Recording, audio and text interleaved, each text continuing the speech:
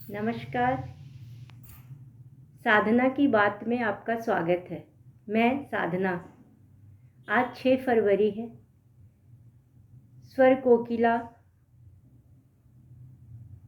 लता मंगेशकर जी की प्रथम पुण्यतिथि।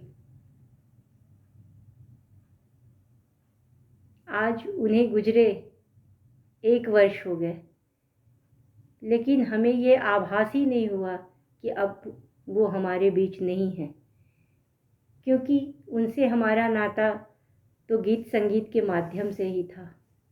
और आज भी सुबह से रात तक हम उनके गीत रेडियो और दूरदर्शन, साथ ही आजकल और भी मोबाइल, एलेक्सा वगैरह से भी सुनते रहते हैं।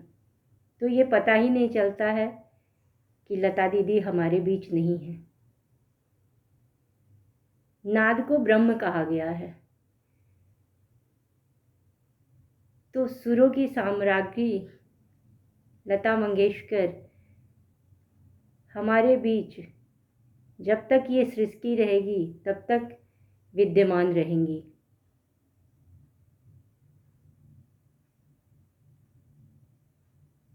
लता दीदी का जीवन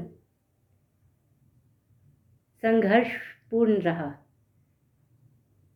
अल्प आयु में पिता दीनानाथ मंगेशकर जी के निधन के पश्चात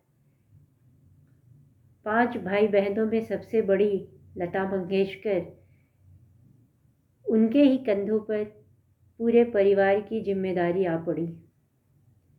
अपनी माँ और अपने से छोटे 3 बहनों और 1 भाई की देखरेख करते हुए अपने अथक परिश्रम और मेहनत के बल पर उन्होंने पार्श्व गायन के क्षेत्र में सर्वोच्च मुकाम हासिल किया। लता दीदी संगीत के क्षेत्र में साक्षात माँ सरस्वती के रूप में पूजी जाती हैं और तमाम संगीत के चाहने वालों के लिए वे एक प्रेरणा स्रोत हैं। लता दीदी के गाए कुछ मेरे पसंदीदा गीत हैं। रहें ना रहें हम महका करेंगे, नैना बरसे रिमझिम रिमझिम, पिया तो से नैना लागे रे, कहीं दीप जले कहीं दिल। इसी तरह रसिक बलमा, दिल क्यों लगाया तुझसे, दिल क्यों लगाया।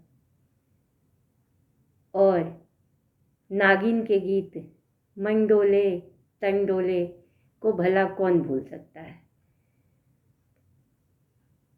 नए गीतों में दिल तो पागल है, कभी तू छलिया लगता है, ये मेरे पसंद के गीत हैं। साथ ही एक गीत तो मैं इस बसंत के मौसम में आपको बताना भूल ही गई। मौसम है आशिकाना, ऐ दिल कहीं से उनको ऐसे में ढूंढ लाना। मौसम है आशिकाना। तो लता दीदी के गाए इन सुमधुर गीतों से हमारे जीवन का हर पल खुशगवार होता है। उन्होंने जीवन के विविध पहलुओं, खुशी, गम, उदासी, बचपना, सबके गीत गाए हैं। उनके गीतों को ही सुनते हुए हम बड़े हुए हैं और उन गीतों का जादू सा असर हमारे मन मस्तिष्क पर, हृदय पर होता है। तो साथ ही खेलों में भी उनकी गहरी रुचि थी। क्रिकेट उनका पसंदीदा खेल था और 1983 में जब भारतीय टीम कपिल देव के नेतृत्व में वर्ल्ड कप जीत कर आई थी, तो लता मंगेशकर ने एक भारतीय क्रिकेट टीम BCCI के सहयोग से एक कॉन्सर्ट का आयोजन किया गया था और उसमें जो राशि एकत्रित हुई थी उसे खिलाड़ियों के बीच पुरस्कार राशि के रूप में वितरित किया गया था।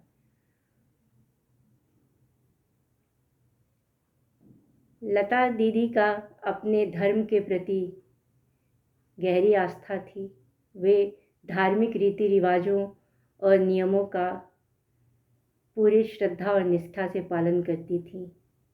उनके घर की गणपति पूजा, लक्ष्मी पूजन सब बड़े विधि विधान से होता था।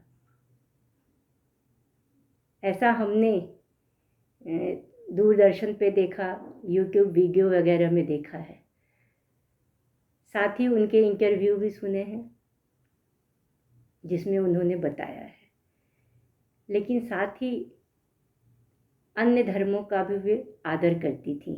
उनका पसंदीदा पर्व होली था, लेकिन बाद में रंगों में केमिकल युक्त रंग जब बाज़ार में आने लगे तो वो थोड़ा परहेज करने लगी। इसी तरह लता दीदी के सभी भाई बहनों ने भी अपना एक मुकाम हासिल किया संगीत के क्षेत्र में।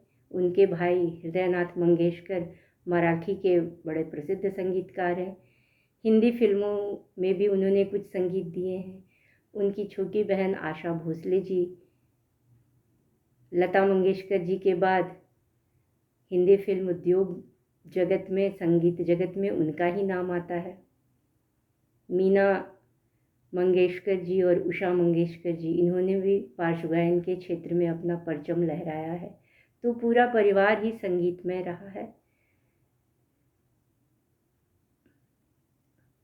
और ये विधा उन्हें अपने विरासत में ही मिली थी। उनके पिता गायन मंडली, नाट्य मंडली लेकर देश में घूम घूम कर नाटकों का मंचन करते थे और अच्छे संगीतज्ञ थे।